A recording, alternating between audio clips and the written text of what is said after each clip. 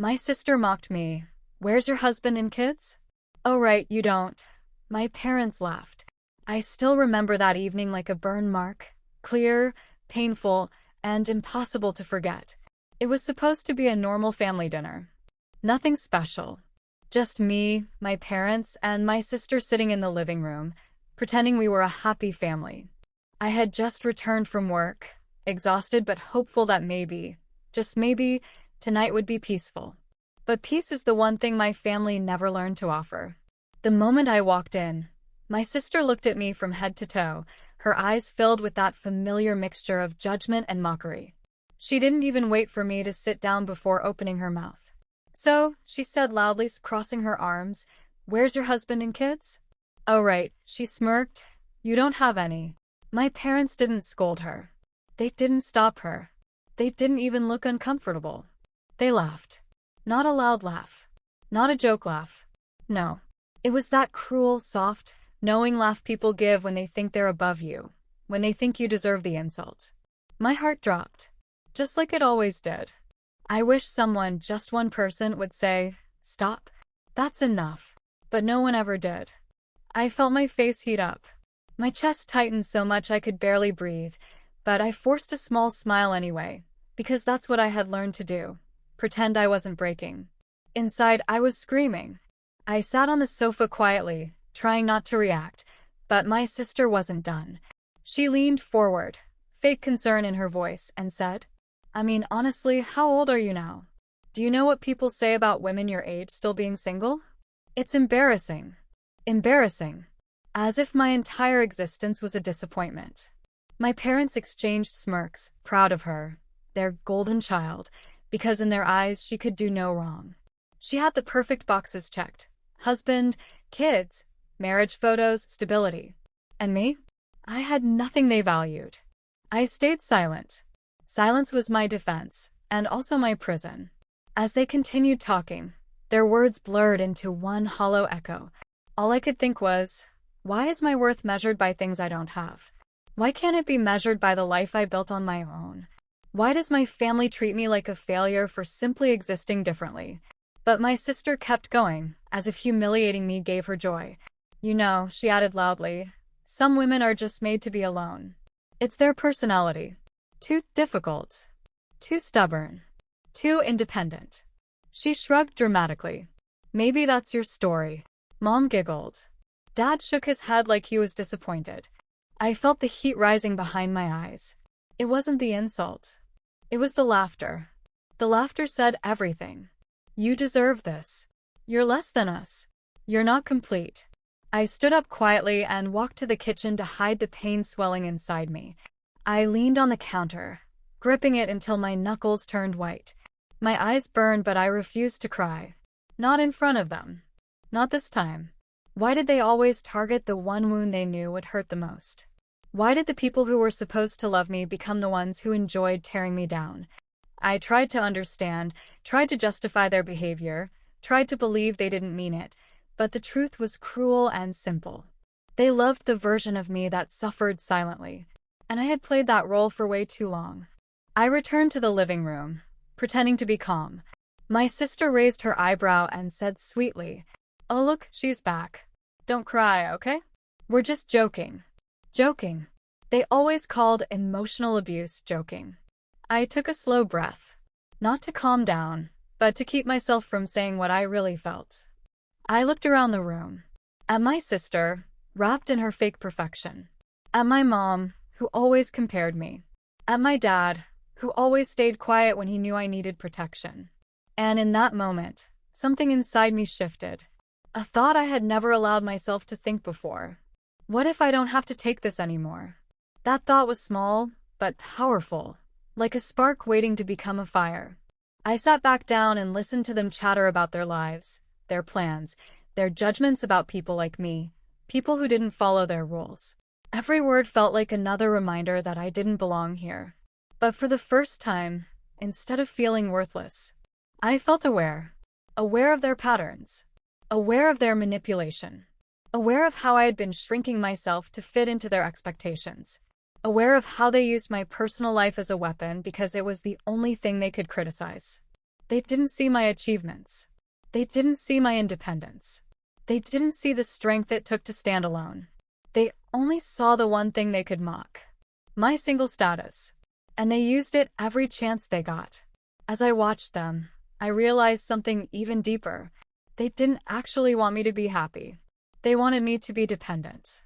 Small, quiet, guilty, because a confident version of me would threaten their power. And that's when the seed was planted, the decision I never imagined I'd make. I didn't know when or how, but something inside me whispered, "This ends soon." They thought my silence meant weakness. They thought I would keep tolerating them. But they had no idea that tonight, their laughter had pushed me past the breaking point. What they didn't know was, I thought this humiliation was the worst of it. But it was just the beginning. And the fire they lit inside me, it wasn't going out anytime soon. That night, after all the humiliation, I went back to my room and closed the door quietly. For the first time in months, I didn't cry. I didn't break. I didn't ask myself why I wasn't enough. Instead, I just sat there, absolutely still, letting their voices echo in my mind. "Where's your husband? Where are your kids? You don't have any." Laughter. More laughter. The laughter was the knife. But the silence after, that was the cure. I felt something inside me harden. Not bitterness. Not anger. Clarity. I whispered to myself, "I'm done being your punching bag."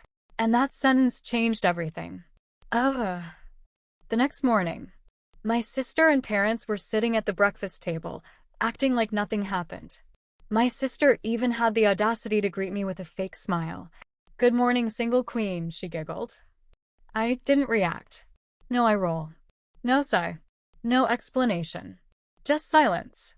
And my silence bothered her more than any words ever had. Mom glanced at me. "Don't be so sensitive, Beta. Your sister was just teasing." Teasing. That's what they always called it. I poured myself tea, my mind clearer than the hot steam rising from the cup. Something had shifted in me. They could feel it, they just didn't understand it yet. Their behavior got worse. Over the next few days, the mockery didn't stop. If anything, it grew sharper, like they were testing how far they could push me. My sister made comments about biological clocks. My mom dropped hints about a woman's real purpose. My dad asked if I ever felt left behind. But the difference was, I didn't react anymore. They insulted me. I worked harder. They laughed at me. I ignored them. They tried to guilt me. I detached. My silence scared them. Because for the first time, I wasn't playing the victim they were used to.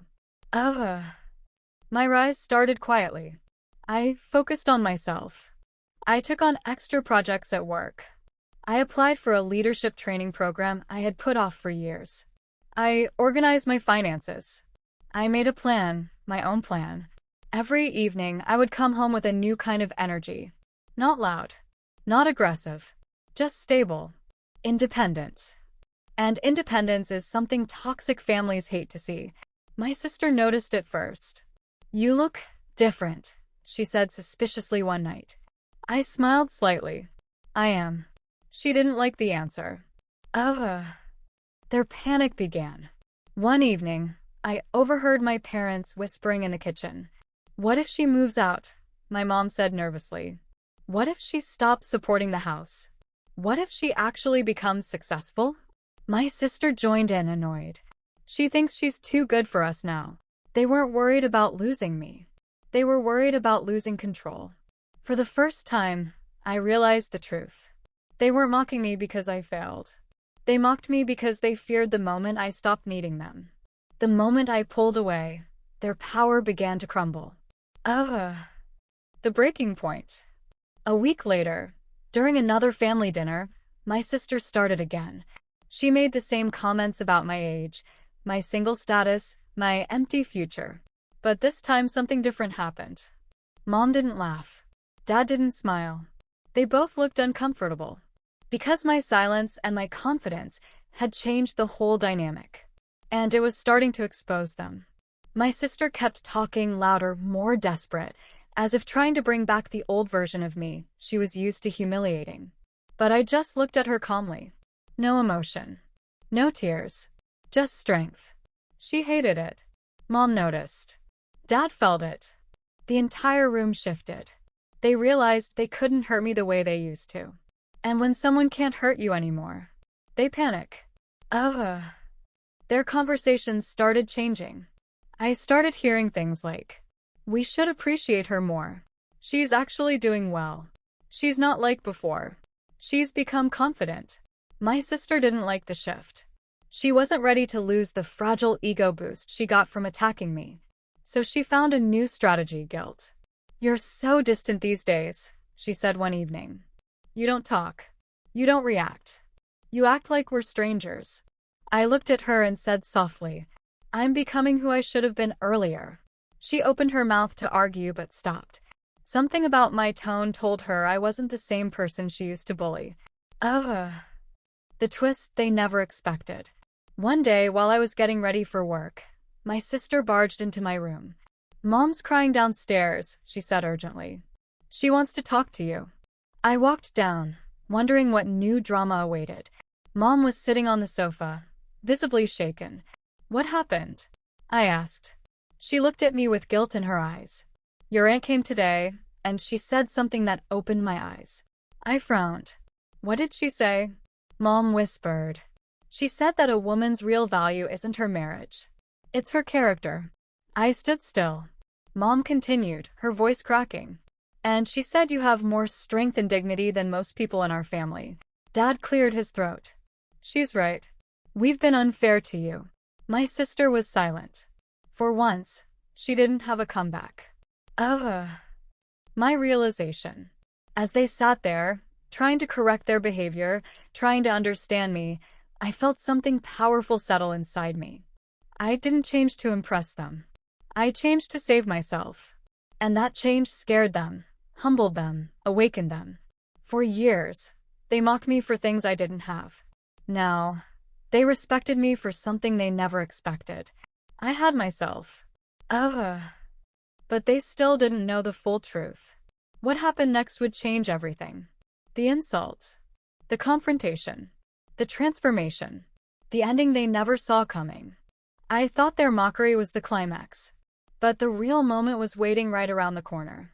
The next morning, I woke up with a strange calmness in my chest, as if something inside me had already decided the ending long before my mind caught up. I knew I needed to end this story on my terms. Not in anger, not in pain, but in truth. So I went back to my parents' house. When I walked inside, they were all already gathered in the living room. My mom, dad, and sister. The same room where they had laughed at me. The same room where they stripped my dignity with a single joke. But this time the energy was different. They weren't mocking. They weren't smiling. They looked unsure. My sister crossed her arms, trying to regain some dominance. "So you finally decided to show up," she muttered.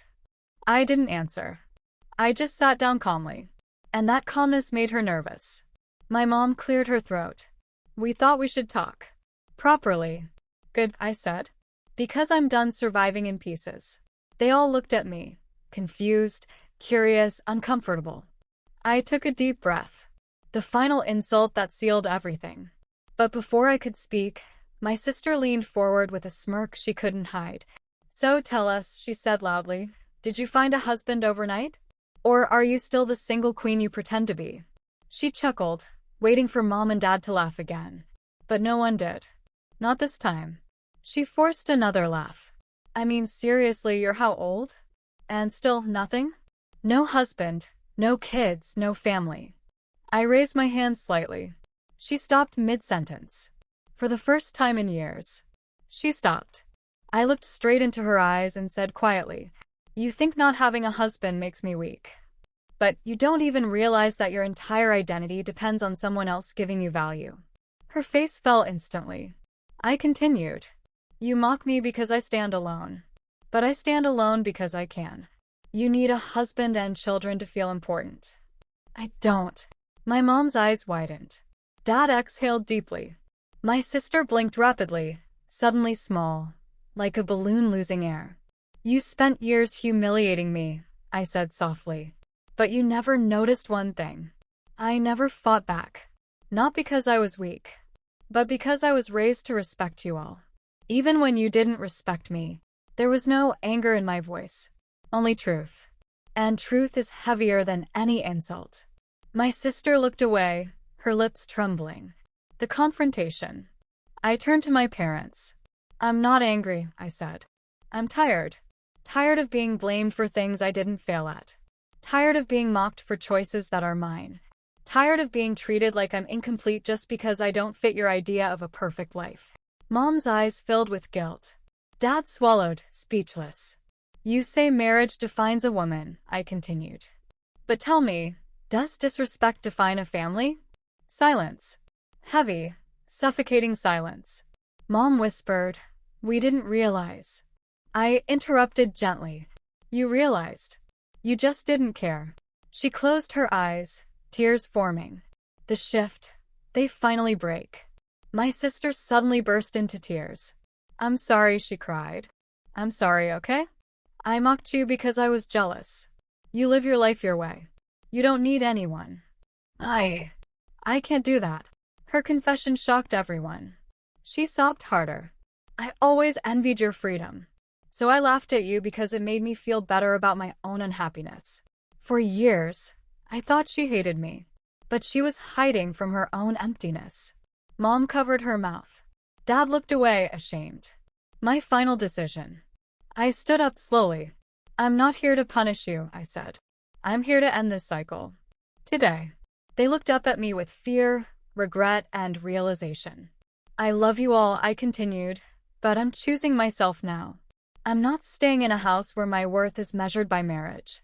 I'm not letting anyone, family or not, use my life as a punchline.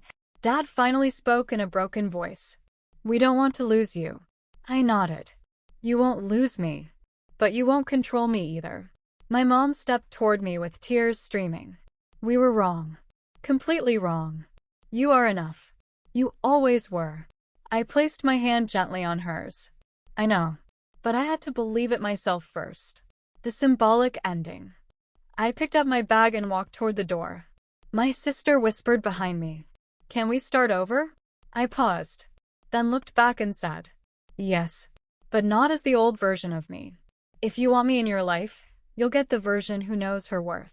She nodded, crying. Mom wiped her tears. Dad whispered, we're proud of you. I stepped outside. The sunlight hit my face gently, warm, soft, like the world was welcoming a new chapter. The door behind me wasn't closed out of anger. It closed out of clarity. For years, they mocked me for not having a husband. For years, they laughed at my empty ring finger. But today, I realized something powerful. I didn't need a ring to define me. I needed a backbone. And now I have one. As I walked toward my car, the wind brushed past me like freedom itself. And I whispered to myself, I didn't lose a family. I lost the people who never valued me. And found the person who finally does, myself.